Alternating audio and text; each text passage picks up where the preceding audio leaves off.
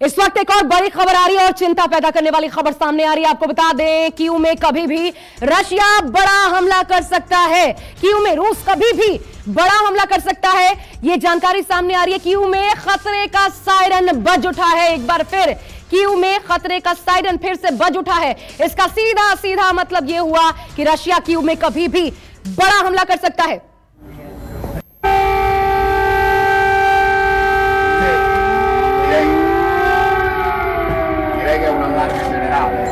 Per chi ancora non si fosse svegliato e non lo sapesse, non vorrei i giorni dormono poco.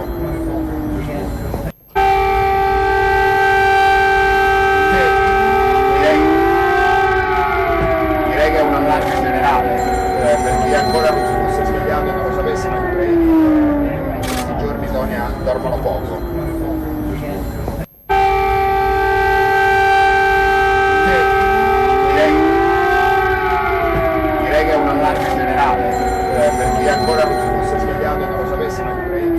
ये देखिए, दिल की धड़कनें बढ़ा देने वाले सायरन की आवाज हम आपको सुना रहे हैं। इसका सीधा सीधा मायने ये होता है कि जैसे ही अलर्ट मोड में आना है, ये बता दिया जाता है सायरन के जरिए। फिर सुनिए।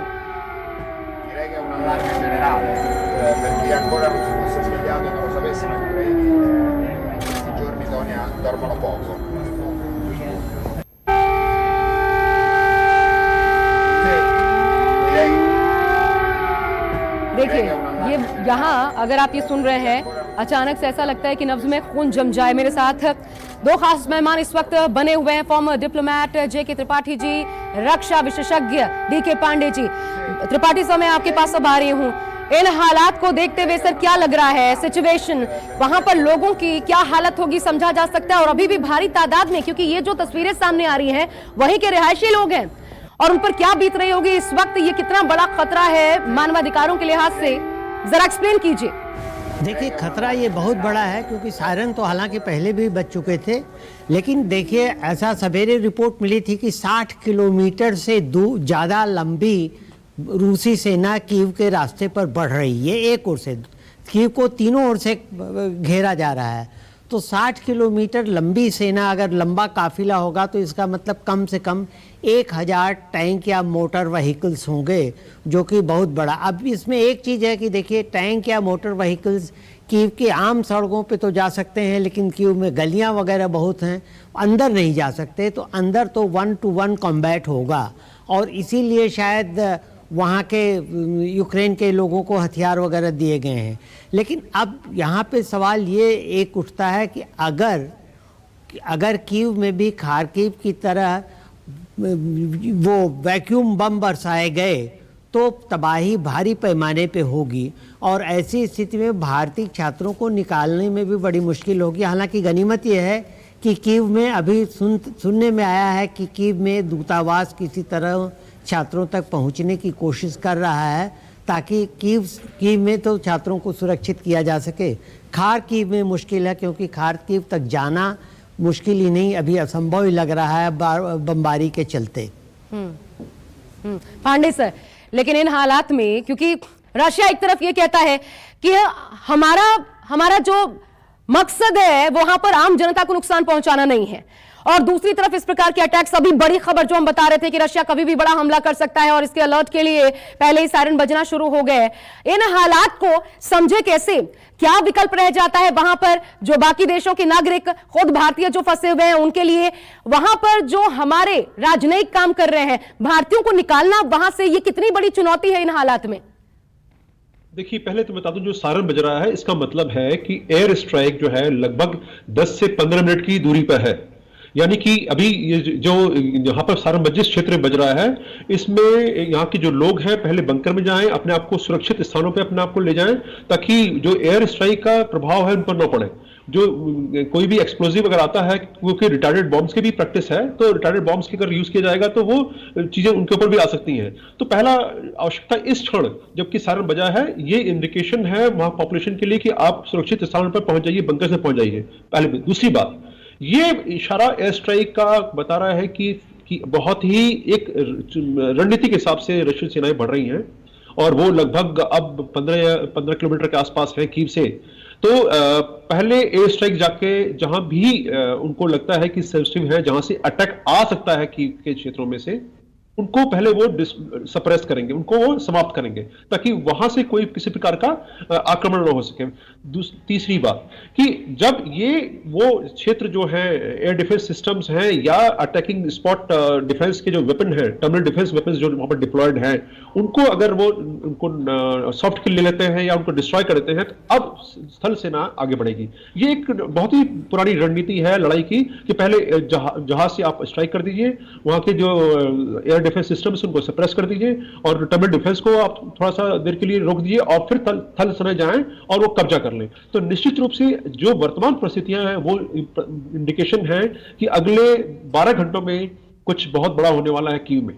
और बिल्कुल अब ये इंडिकेशन और इसलिए डर का जो सायरन है वो बज उठा है। सर मैं वापस आ रही हूँ, एक अहम जानकारी सामने आ रही है, हालांकि सुकून देने वाली है, लेकिन फिर भी एक चिंता तो कीव में रह रहे या फिर दूसरी जगहों पर रह रहे छात्रों के लिए है। बड़ी खबर बता दें आपको, पोलैंड में तैनात किया गया है बसों को, ताकि पोलैंड में छात्रों के लिए जो बसों का इंतजाम किया गया है ताकि जल्द से जल्द छात्रों को वहां से निकाला जा सके। इसके जरिए लगातार फ्लाइट्स आ ही रही हैं। आपको बता दें आज से वायुसेना भी इसमें शामिल हो गई है इस ऑपरेशन को, ऑपरेशन गंगा, जो सरकार की तरफ से चलाई जा रही है। जो अपने लोग फंसे हुए हैं वतन वापसी उनकी सकुशल हो पाए, इस मकसद से इसमें बसों को बढ़ाया गया है।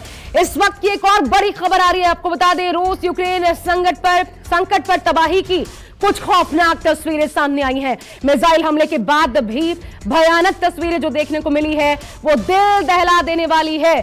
प्रशासनिक कार्यालय पर मिसाइल अटैक किया गया था, उसकी तस्वीरें ये देखिए, सब कुछ बर्बाद, नेस्तनाबूद, और ये खंडहर में तब्दील हो चुका प्रशासनिक भवन, ये उसकी तस्वीर इस वक्त हम आपको दिखा रहे हैं। देखिए मिसाइल अटैक यहां पर हुआ, पर खच्चे उड़ गए एक तरीके से इस पूरी की पूरी इमारत की। और यहाँ पर रशिया ये कहता है कि हम जनसंहार को रोकने का काम कर रहे हैं। ये दोनों बातें बिल्कुल विपरीत है। फिर लगता है यूएनएचआरसी की जो आपात बैठक, उसमें 29 देशों का रशिया के खिलाफ होना, ये तमाम चीजें बिल्कुल सही हैं, लेकिन सबसे बड़ा संकट ये कि आखिर इन हालात को बातचीत होते हुए भी मध्यस्थता करने के लिए, दरअसल सबसे बड़ा संकट ये है कि मध्यस्थता करने के लिए कोई देश है नहीं। यहां से एक प्रोवोकेशन हो रहा है, दूसरी जगह रशिया दूसरी ओर जो है सिर्फ अपने डिसीजंस पर चल रहा है। इजराइल ने हालांकि कोशिश की, लेकिन उधर रशिया की तरफ से उस पर कोई बात बनी नहीं। त्रिपाठी सर ये देखिए, ये एक के बाद एक जो तस्वीरें अभी जो हम दिखा रहे हैं तस्वीरें कि पूरी की पूरी इमारत धराशायी हो गई, मतलब खंडहर बन गई। रशिया कहता है हम तो भाई जनसंहार को रोक रहे हैं। ये हालात जो हैं इन पर दुनिया की चुप्पी, आप बैठकें करते रहिए, यूएनएचआरसी में 29 देश खिलाफ आ जाएं, लेकिन उससे क्या बात बन रही है? ये सिर्फ दिखावा नहीं तो क्या?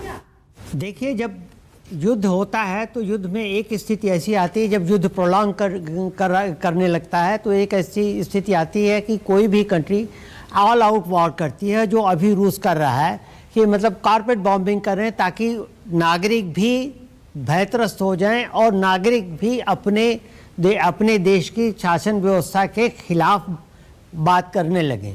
तो एक चीज़ ये होती है। दूसरी चीज़ जो आपने कहा कि विश्व का समुदाय क्या कर रहा है, तो देखिए यूनाइटेड नेशंस भी बहुत ही अक्षम रहा है, सिर्फ इस मामले में नहीं, कई मामलों में।